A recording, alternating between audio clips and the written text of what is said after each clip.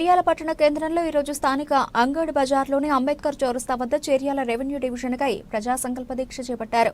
ఈ కార్యక్రమం JAC chairman రామగళ Parameshwar అధ్యక్షతన జరిగింది. ఈ కార్యక్రమానికి ముఖ్య అతిథిగా జనగామ కాంగ్రెస్ డీసీసీ అధ్యక్షులు మాజీ ఎమ్మెల్యే కొమ్మూరి ప్రతాప్ రెడ్డి హాజరయ్యారు. ఈ కార్యక్రమంలో మాజీ జెడ్పీటీసీ గిరికొండల రెడ్డి, చేర్యాల మండల కాంగ్రెస్ అధ్యక్షులు కొమ్మూరు రవి, సిద్దిపేట జిల్లా కాంగ్రెస్ ప్రధాన కార్యదర్శి పూర్మ ఆగంరెడ్డి, 4 మండలాల వివిధ రాజకీయ పార్టీల నాయకులు, ప్రజా సంఘాలు, మహిళా సంఘాలు, జేఏసీ నాయకులు పెద్ద సంఖ్యలో ప్రజలు పాల్గొన్నారు. తల్లిని బదనాలు చేస్తాం. అమ్మ అవ్వ అన్నం పెట్టలేదు, మా అవ్వని నేను అంటానా? అవ్వ నేను పనికి పోయేది తొందరగా పోయినా నాకు ఇంత అన్నం పెట్టి పోవాలి, ఇంకా పని అయితే తిరిగిపోతా అంటే నడుస్తుంది. ఇక ఆ దిశలో తప్ప ఏ పార్టీ కోసమో దేనికో తల ఉంచో, ఏ పార్టీ మెప్పు కోసమో ఇంకో పార్టీని ఇబ్బంది పెట్టేందుకో దయచేసి ఈ పని చేయడం లేదు. ఇచ్చటాలు ఎవరైతే అలా పొదలో ఒక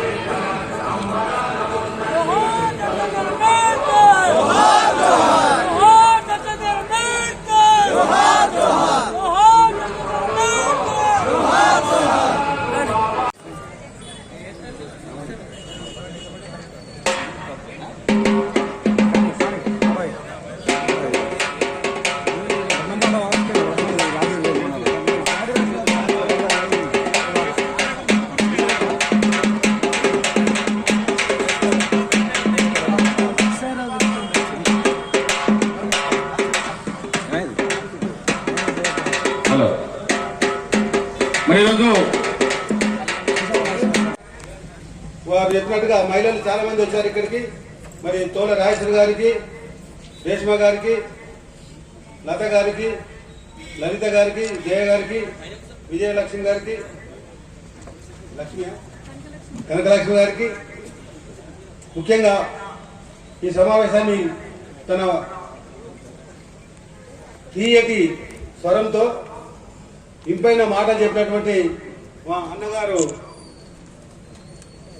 కృష్ణారావు గారికి, టీచర్ రిటైర్డ్ టీచర్ రిటైర్ కాలే ఇంకా టీచర్ వెంకటరమణ గారికి, మా గురువు గారు నారాయణ రిటైర్డ్ టీచర్ గారికి, చేర్యాల కౌన్సిలర్స్ కు, మరి ఈ దీక్షకు వచ్చేటువంటి 4 మండలాల నుంచి వచ్చినటువంటి సోదరమణులకు, పెద్దలకు అందరికీ కూడా నా హృదయపూర్వక నమస్కారాలు తెలియజేస్తున్నాను.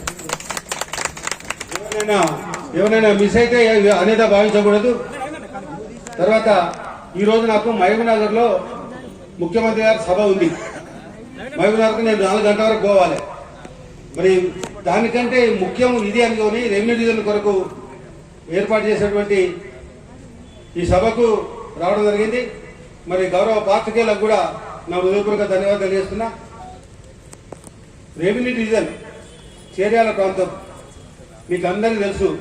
పెద్దలు కృష్ణారావు గారు చెప్పారు చేర్యాల ప్రాంత ముఖ్యం ఇంపార్టెన్స్ ఏందనేది. నిజాం కాలం నుంచి కూడా చేర్యాల ప్రాంతానికి ప్రత్యేక ఉనికి ఉన్నది.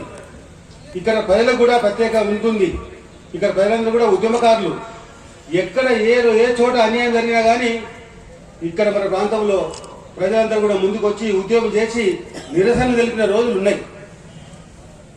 మరి ఆ చాతుర్యం అంతా మొన్న జరిగిన ఎన్నికలే మర్చిపోయారు. అంతా బలహీన పడిపోయారు. అన్నయ్య చెప్పినట్టుగా చాలా బలహీన పడిపోయారు. ఎమ్మెల్యే ఎన్నికల్లో బలహీన పడ్డారు. మళ్ళీ 2 నెలల లోపల ఎంపీ ఎన్నికల వరకు తేలుకున్నారు. ఎమ్మెల్యే ఎన్నికల్లో 7,000 ఓట్లు మైనస్, ఎంపీ ఎన్నికల్లో 40,000 ప్లేస్లు మనం ఎంపీకి ఇచ్చినాం జనగామ నియోజకవర్గం నుండి. దీనికి పరిస్థితులు ఏంటో కారణాలు ఏంటో ఎవరికి అందుబాటు, కానీ కొంతమందికి తెలుసు. నేను ముఖ్యంగా గెలిచినా ఓడినా ప్రజాప్రతినిధిగా ఉన్నా లేకున్నా నేను ఈ ప్రాంతం మీద పుట్టిన కాబట్టి ఈ ప్రాంత అభివృద్ధికి ఎల్లవేళ నా వంతు కృషి ఉంటుందని చెప్పి సందర్భంగా తెలియజేస్తున్నాను. నేను సెక్రటరియట్ లో ఉద్యోగం చేసిన రోజుల్లో కూడా లతులు నుండి ఒక రోజు వచ్చారు. మేము ప్రైవేట్ ఇంటర్మీడియట్ పెట్టుకున్నాం, మాకు ల్యాబ్ లేదు అని వస్తే 98-99లో 60,000 6,000 పెట్టి నేను ల్యాబ్ ఇప్పించిన. అక్కడ వాళ్ళు ప్రతాప్ ల్యాబ్ అని పెట్టుకున్నారు జూనియర్ కాలేజీలో. ఎప్పుడైనా కానీ ఎవరైనా కానీ మనం పుట్టిన గడ్డను మర్చిపోవద్దు, మన కన్న తల్లిదండ్రులను మర్చిపోవద్దు. మనకు చదువు చెప్పిన గురువులను మర్చిపోవద్దు. ఈ 3 చేస్తే మనం తప్పకుండా అభివృద్ధి అవుతాం. మరి ఇంత మారుమూల ప్రాంతంలో పుట్టి ఎన్ని కష్టాల్లో ఎదుర్కొని చదువు పూర్తి చేసుకొని నా సొంత తెలివితేటలతో పరీక్షలో పాస్ అయ్యి సెక్రటరియట్లో ఉద్యోగం సంపాదించినా కానీ నేను ఎవరినో ఉద్యోగం ఇవ్వని పోలే, ఎవరినో చదువుకోవడానికి డబ్బులు ఇవ్వని పోలే. ఇంటర్మీడియట్ నుంచి నేను పార్ట్ టైం ఉద్యోగం చేసుకుంటూ MBA వరకు కూడా నేను చదువుకున్నాను నా స్వయం కృషిగా అని మీకు సందర్భంగా తెలియజేస్తున్నా. అందుకే ఎవరైనా వచ్చి నేను చదువుకోలేకపోతున్నా, నాకు ఇబ్బంది ఉంది, ఆర్థిక కష్టాలు ఉన్నాయని చెప్తే అది నేను తప్పని చెప్తా. మనకు సంకల్పం గట్టిదైతే అన్ని వస్తాయి. అవే అసలు ఏ విధంగా మనకు దారులు దొరుకుతాయి. మరి అదేవిధంగా పార్ట్ టైం జాబ్ చేసుకుంటూ చదువుకున్నా ఇంటర్మీడియట్ నుంచి MLA వరకు. మాకెవరు గైడ్ చేసేటోళ్ళు కూడా లేరు, అది చేయమని చెప్పేటోళ్ళు కూడా లేరు.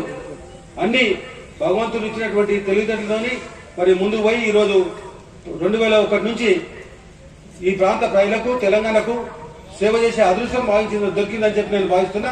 తెలంగాణ ఉద్యమంలో చేర్యాల ప్రాంత ప్రజలది, మనది, నాది కీలకమైన పాత్ర. మనం లేకపోతే తెలంగాణ ఉద్యమమే లేదు, ఆ కేసీఆర్ లేడు, వాడు ముఖ్యమంత్రి అయ్యేది లేదు. దీనికి అయినా అనుమానం లేదు. 2001లో జూన్ 3 తారీఖు నాడు ఫస్ట్ ఆ మహానుభావుని హెలికాప్టర్ తీసుకొచ్చి ఇక్కడ పెద్ద సభ పెట్టిన. ఈ సభ చాలా సక్సెస్ అయింది. 60,000 మంది వచ్చి ఎంతో విజయవంతం చేశారు. దాంతో జనగాం పోయింది, జనగాం నుంచి వరంగల్ పోయింది, వరంగల్ నుంచి కరీంనగర్ పోయింది, కరీంనగర్ నుంచి నిజామాబాద్ పోయింది. కానీ సిద్దిపేట మాత్రం ఎవరు ఒప్పుకోలే. సిద్దిపేట అందరూ నిరాకరించారు ఉద్యమాన్ని, ఆ నాయకత్వాన్ని. మనం నమ్మినాం. తెలంగాణ రావాలనే కోరికతోని ఎవరైనా పర్లేదు నమ్మి ఏదో అధికారం ఇస్తే మరి తెలంగాణ ఇచ్చింది మనకు సోనియా గాంధీ, కాంగ్రెస్ పార్టీ. ఈ విషయం నిజమా కదా? చరిత్ర ఎవరు తీసేయలేరు. ఇచ్చింది కాంగ్రెస్ పార్టీ, సోనియా గాంధీ.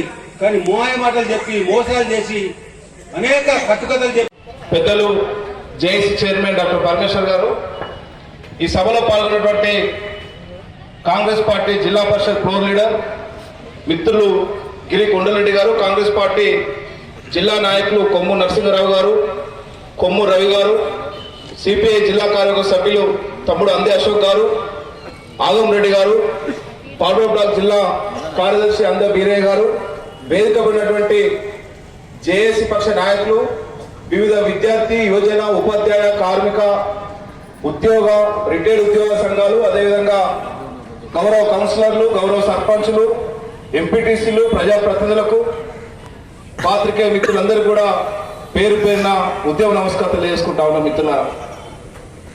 సరే, ముఖ్యంగా ఇంతకుముందే పెద్దలు DCC జిల్లా అధ్యక్షులు మాజీ ఎమ్మెల్యే కొమ్మూరు ప్రతాప్ రెడ్డి గారు మాట్లాడారు. సరే, ఈ ప్రాంత సమస్యల పైన అవగాహన ఉన్నటువంటి వ్యక్తి. సరే, గత ప్రభుత్వం అనుసరించిన విధానాలను, గత ముఖ్యమంత్రి చేసినటువంటి పాపలను చెప్పుకుంటూనే కాంగ్రెస్ పార్టీ అధికారంలోకి వచ్చింది కాబట్టి ప్రజాపాలనలో ఈ ప్రాంత సమస్యల పైన ముఖ్యంగా రెవెన్యూ డివిజన్ చేర్యాల మరి నియోజకవర్గాన్ని కూడా తప్పనిసరిగా ముఖ్యమంత్రి దగ్గరికి వెళ్ళి ఒప్పించి తెప్పిస్తా అని చెప్పినందుకు వారికి భారత కమ్యూనిస్ట్ పార్టీ సిపిఐ జిల్లా సంస్థ పక్షాన ఉదయపూర్వకమైనటువంటి నమస్కారాలు, అభినందన తెలియజేసిన మిత్రులారా. సరే, చేర్యాల ప్రాంతం అంటేనే మొదటి నుండి ఒక పౌరుషం ఉన్నటువంటి గడ్డ. గతంలోనే ఈ దేశానికి 1947 ఆగస్టు 15వ తేదీన స్వతంత్రం వచ్చినప్పటికీ ఇక్కడ ఉన్నటువంటి నిజాం నిరంకుశ పాలన, ఈ దేశానికి స్వతంత్రం వచ్చిన ఈ ప్రాంతాన్ని హైదరాబాద్ సంస్థలను విలీనం చేయకుండా మొండికేసినటువంటి నిజాంను మెడలు వచ్చి వంగి దండాలు పెట్టినటువంటి చేతులతోటే బందూకులు పట్టించి ఈ గ్రామ పొలిమేర నుంచి తరిమితనినటువంటి ఒక గొప్ప చరిత్ర ఈ ప్రాంతం అని చెప్పి సందర్భంగా గుర్తు చేస్తా ఉన్నాను. ఈ పక్కనే ఉన్నటువంటి వీర బైరన్పల్లి, మద్దూరు, లత్తూరు, కూటినటువంటి అనేకమైనటువంటి చైతన్య గ్రామాల వల్లనే మరి అప్పటి రజాకారులను తరిమినటువంటి ఒక పోరాట పడిమగలటువంటి ప్రాంతం చేర్యాల ప్రాంతం. మొదటి నుండి మేము చిన్నప్పటి నుంచి మా పక్కనే ఉన్నటువంటి ముస్తేర మా అమ్మగారు నేను ఇక్కడ పుట్టా, అప్పుడు చూశాను. అప్పటి నుంచే ఈ చేర్యాల నియోజకవర్గం అంటేనే అనేక సమస్యలు, అనేక ఈ ప్రాంత ప్రజానిక సమస్యలు, ముఖ్యంగా ఈ ప్రాంతం మరి నియోజకవర్గ కేంద్రంగా గతంలో వెదలినటువంటి పరిస్థితి ఉండే. కానీ నియంత కేసీఆర్ వచ్చిన తర్వాత నిజంగా తెలంగాణ ఉద్యమం వస్తే, తెలంగాణ రాష్ట్రం సాధించుకుంటే కాళ్ళడ్డం పెడితే నీళ్ళు వస్తాయి, మన పిల్లలకు ఉద్యోగాలు వస్తాయని చెప్పి నమ్మి తెలంగాణ ఉద్యమంలో వరిగీసి అనేకమైనటువంటి సబ్బండ వర్గాల వల్ల తెలంగాణ రాష్ట్రం సాధించుకున్న తర్వాత మరి కేసీఆర్ ముఖ్యమంత్రి అయిన తర్వాత ఈ ప్రాంతం నిజంగా అభివృద్ధి చెందుతుందని చెప్పి మనం అందరం ఆకాంక్షిస్తాం. ఇంతకుముందే పెద్దలు చెప్పినట్టు ఈ ప్రాంత నిధులు, ఈ ప్రాంత నీళ్లు పూర్తిగా దోసుకుపోయినటువంటి పరిస్థితి ఉన్నది. ఈ ప్రాంతాన్ని పూర్తిగా అస్తిత్వం చేసి ఈ ప్రాంత అభివృద్ధికి పూర్తిగా వెనుకబడతానని గురి చేసేటువంటి పద్ధతుల్లో ఈరోజు రెవెన్యూ కీలకంగా మారినటువంటి